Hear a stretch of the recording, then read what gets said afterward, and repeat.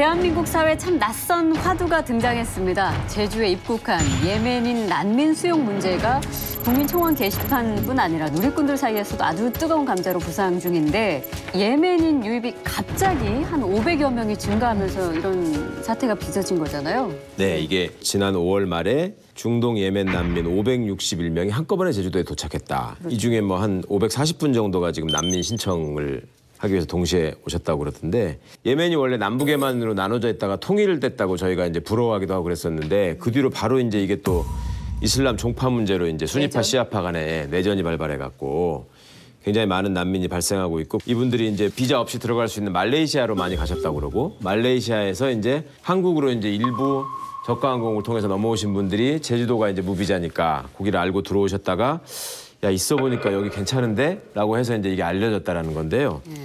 이제 문제는 이분들이 이제 갑자기 급증하니까 과거에 이제 제주도에 비자가 있어야지만 들어올 수 있는 나라. 그러니까 11개국이 지정이 돼 있었는데 뭐 테러 지원국. 네. 여기다가 이제 예멘을 추가해가지고 6월 1일부터 막고 있는 상황에서 왜 갑자기 지금 이러는 거냐. 인도주의적 차원에서 이게 잘하는 일이냐 이런 비판이 나오는 것 같고 또 일각에서는 우리말은 물론이고 영어도 잘 못하는 분들이 막 저렇게 몰려다니고 노숙하고 이러는데 저분들이 나중에 무슨 범죄라도 저지르면 어떻게 하려고 하냐.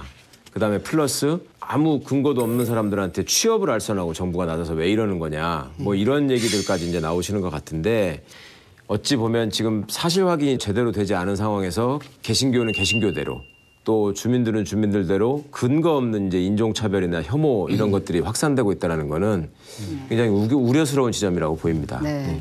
말씀하신 대로 인터넷에서 이른바 난민 괴담 뭐 이런 것들이 막 쏟아지고 있다고 하는데 제2의 유럽 난민 사태가 우려가 된다. 또 뭐 정부가 혈세로 난민을 지원하고 있다 같은 주장들이거든요. 이 부분 좀 팩트 체크를 해야 될 것 같아요. 제노포비아는 어느 사회나 다 있어요.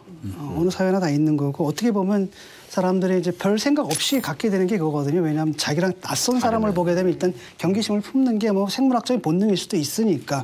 그래서 그게 이제 극단적인 경우가 되면 이제 나치와 같은 사태가 벌어지는데 굉장히 위험합니다. 우리 사회는 그런 경험이 없었기 때문에 학교에서 교육받을 기회도 없었잖아요. 네. 그런 상태 속에서 보통 사람들 아무런 교육받지 않은 채 제노포비아의 감정에 그냥 노출되어 있고 그다음에 이 사람들이 몰려다니면서 하는 이제 가짜 뉴스 같은 것들이 사실처럼 이제 퍼지고 있는데 대표적인 게 이런 겁니다. 이 사람들 진짜 난민 아니다. 왜냐?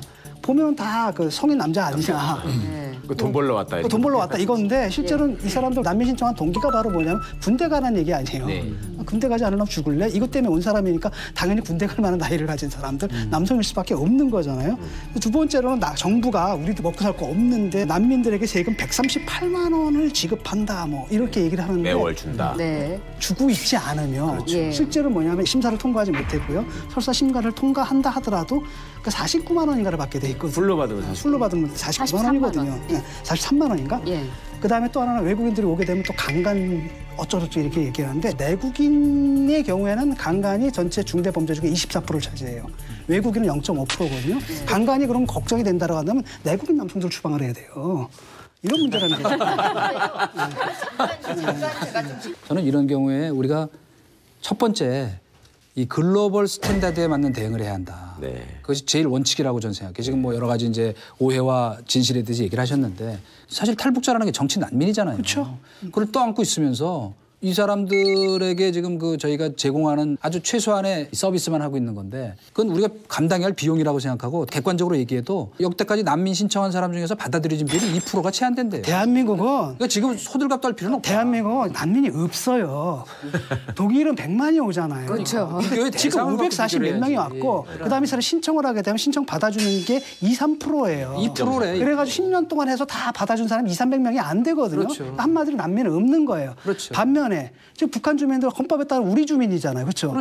이 사람들 난민이 돼가 중국에 가 있거든요. 그럼 중국 정부가 이 사람들 다 추방하는 게 옳으냐라는 거예요. 우리가 난민 협약에 가입했죠. 국제적인 규약에 가입했으면 이게 받느냐 안 받느냐 가지고 우리가 논쟁할 필요가 없는 겁니다. 우리는 받을 수밖에 없는 거죠. 지금 논란이 어느 정도냐 하면 배우 정우성 씨가 SNS에다가 난민 수용을 옹호하는 그런 의견을 올렸다가 게시물 댓글이 뭐 찬반 논쟁의 장이 됐을 정도라고 하는데 쏟아지는 난민으로 국내 치안이 우려된다. 인도적 차원에서 난민 수용해야 한다. 이런 목소리가 이렇게 팽팽히 맞서고 있는 지금 그런 상황이거든요. 어떻게 그 네, 부분 저는 보세요? 근데 그 부분에 대해서 당신이 난민이 먼저인가 대한민국 국민이 먼저인가 물으면 전 소심하게 대한민국 국민이 먼저라고 이야기를 하겠습니다. 왜냐면요. 난민을 보호하다가 만약에 대한민국 국민이 어떤 문제라도 생기면 그 책임을 누가 질 것인가에 대한 게 우리는 아직 정비가 안 돼 있어요. 2012년도에 난민법이 생겼음에도 불구하고도 우리는 아직까지 없어. 우리나라에는 없어. 괜찮아. 아직은 아니래라고 대응을 하고 있었습니다. 정말 정우성 씨가 했던 발언은 진짜 멋져요. 그런데 소신 발언을 할 때는요. 정말 저는 뜨거운 가슴으로 이야기하다가 문제가 생길 수 있다고 생각하는데요. 관대한 호의가 무서운 권리로 변하는 난민 문제를 저는 직접 봤었습니다. 제가 독일에서 한 번은 기차에서요. 난민들이 많이 타고 계셨던 거예요. 근데 실랑이가 벌어졌어요. 무슨 실랑이냐면요. 난민들이 기차비를 안 내겠다고 하고 있는 거예요. 그러니까 독일 기차 승무원들이 이제 돈을 내야 된다. 그러니까 우린 난민이야. 예. 난민은 보호받아야 돼. 그러는 거예요. 그러니까 그분들이 난민이라도 우리나라에 와서 살고 있으니까 이제 돈을 내세요. 그러니까 우리는 여기 이 땅에서 보호받아야 돼를 계속 강조하는 거. 물론 그분들이 모든 예라고 얘기하는 게 아닙니다. 다만 그 우려를 본 적이 있었고 또 부동독 지역에는요. 난민들이 그 철집 같은 거 있죠. 그 집이 수백 채가 이렇게 세워져 있었어요. 세워져서 난민들이 순식간에 한 2,000명이 몰려온 적이 있었습니다. 그때 모두가 뭐라고 했었냐면요. 이거 좀 불안해진다. 왜 불안하냐면 너무 갑자기 많이 들어와서. 근데 우리나라는 지금 말씀처럼 아직 많이 안 들어왔어요. 아직 뭐 2% 얼마 안 되는데 그러면 이 부분을 어떻게 해결할 것인가에 대한 논의가 먼저 손빠르게 준비가 되고 그 전에 미리 돼 있어야 되는데 난민부터 터지게 되니까 국민들이 불안해진 거예요. 근데 그 이제 예멘의 난민 같은 경우에는 지난 6월 1일부터 추가 유입 막으려고 그 입국 그건- 무비자 대상에 포함을 시켰다고 그건 하더라고요. 정부에서 굉장히 잘못한 거예요. 네. 그게 포퓰리즘이거든요. 아까 그 말씀을 하셨는데 난민 중에서 몇 사람이나 그러겠어요. 그리고 예컨대 질문 자체를 왜 그렇게 던지는지 모르겠거든요. 난민이 먼저냐 대한민국 국민이 먼저냐. 예컨대 제주도 난민이 먼저 왔는데 예. 나는 거기다 그렇게 질문 안 하거든요. 내가 먼저냐 저 사람들 먼저냐. 이 질문의 의미가 뭐예요? 아니요, 저는 그 질문을 그다음에 그 사람들이 오게 되면 와가지고 대한민국 우리가 위험해진다?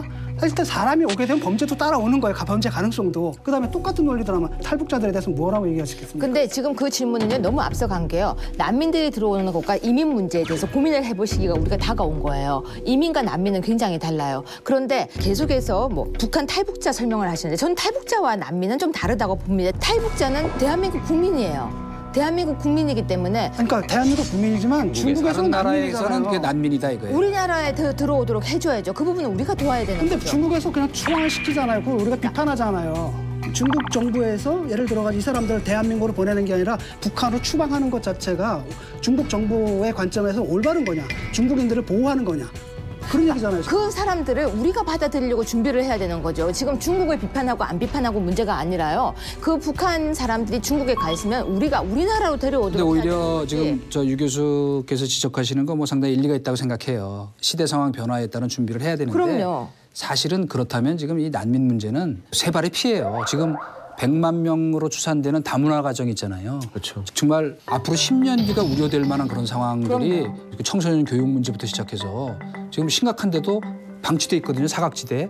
그러니까 다문화 가정 문제니 그 사람들 어떻게 우리 사회 속에 편입시켜서 살아갈 수 있게 할 건지 그런 것들에 이제 고민을 할 때가 왔죠. 그죠?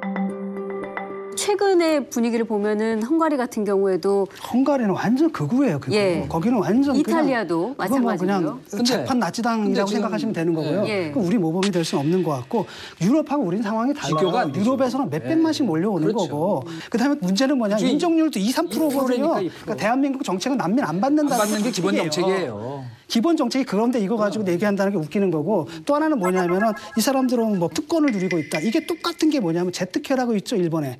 제트케 사람들이 우리 제일교포를 향해서 하는 말이 똑같은 논리예요. 그 얘기란 말이에요. 두 제일교포 번째는 비난하는 뭐냐면 그 제트회라는 그 제트회 이름이 그거라니까. 그렇죠. 그다음에 두 번째가 특권을 뭐냐면 누리고 있다는 제트회라고. 고베 지진 나고 뭐 오사카 지진 났을 때 뭐라 하면 얘네들이 자이니치들이 우물에 독한다. 옛날에 관동 대지진 때 그 얘기를 하는 거예요. 지금도 얘네들 그거 얘기하고 있거든요.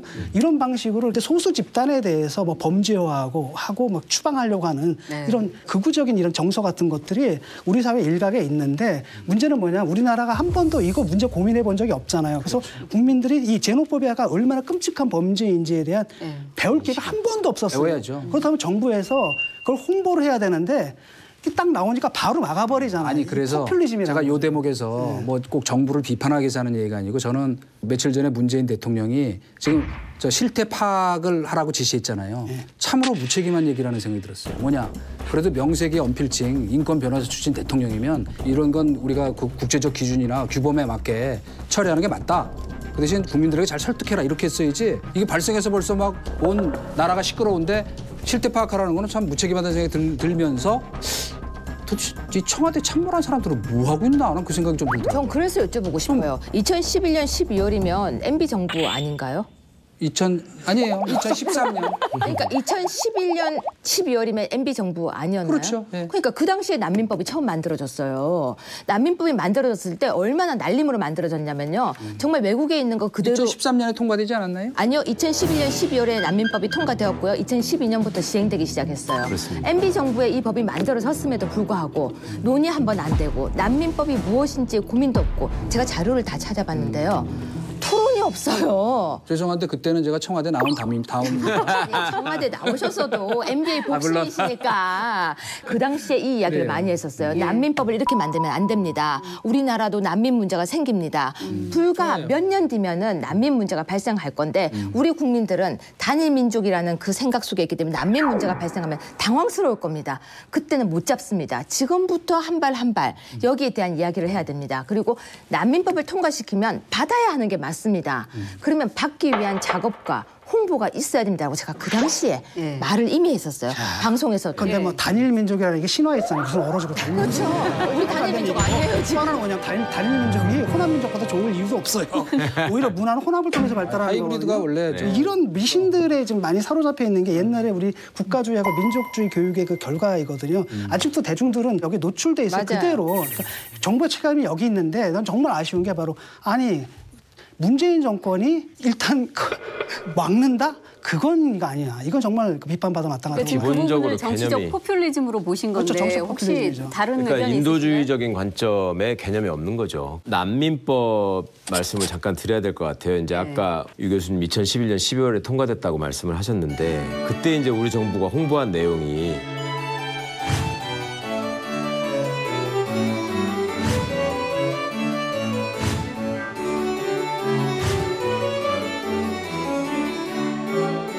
당시에 이제 이렇게 취지가 네, 홍보를 하셨단 말입니다. 법만 아시아 최초로 우리가 만들었다. 이거 만들어 놓고 홍보하기 급급한 거지. 사실 그 정책이라는 게 만들었다. 없었잖아. 그것만 홍보하고 그거야, 끝난 그냥. 거예요. 그러니까 이제 지금 이게 딱 터지니까는 막 우왕좌왕하는 것처럼 보일 수밖에 없고 이번 정부도 사실은 그런 고민이 없었다는 게 너무나 역력하게 지금 드러나고 있는 그러니까 거죠. 인권을 그냥 이야기하지만 실질적으로 무엇을 해야 될지를 모르는 거예요. 그 직접적인 대응으로만 지금 그냥 머무르고 있는데 참 가슴 아픈 게 전에 제가 이런 보도를 봤어요. 과거에 시리아 난민들 막 폭증했을 때 유럽 국가들이 막 받는 나라 안 받는 나라 쫓아내는 나라 많이 있었잖아요. 그때 여론조사를 해가지고 저거 어떻게 된다고 생각하냐? 당연히 받아야 된다라는 여론이 되게 많았대요.